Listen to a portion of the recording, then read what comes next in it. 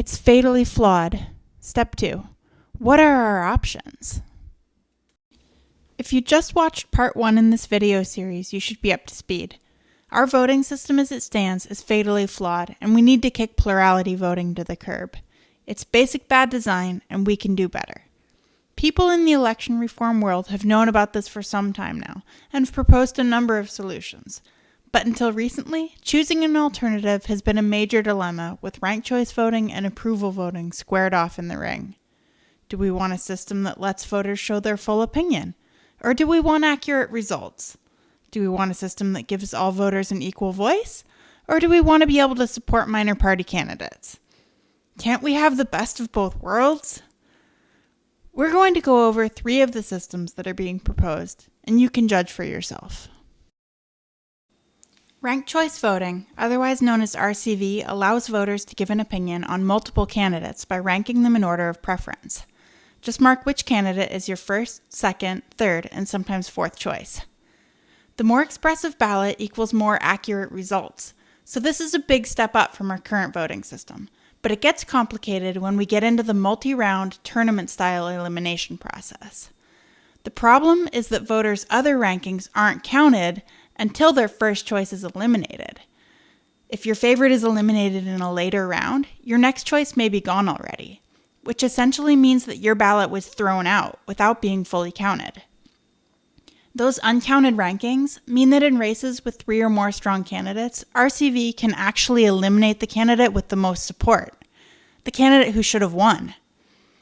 RCV doesn't fix the spoiler effect, and the more candidates, the more the breakdown is likely to happen. A more expressive ballot is great, but it doesn't get us very far if we don't actually use all the information we collect.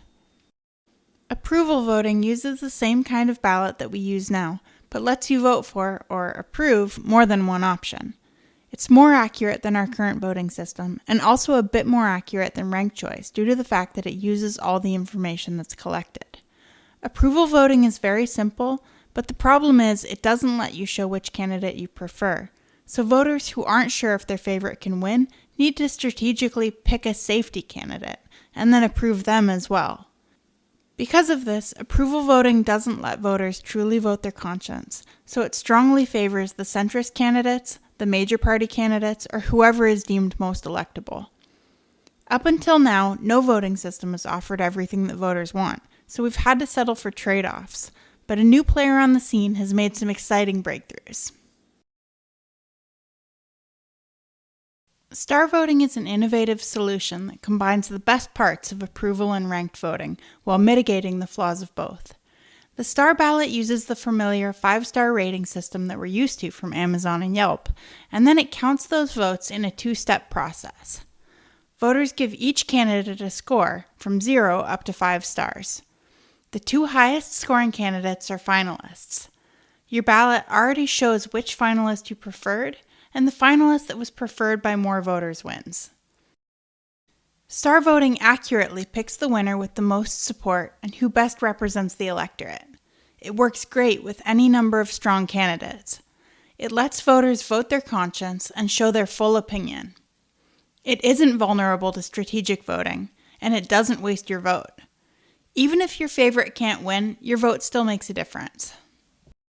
To learn more about star voting and what makes this so inspiring, please check out the 3rd video in this series by clicking the link in the comments.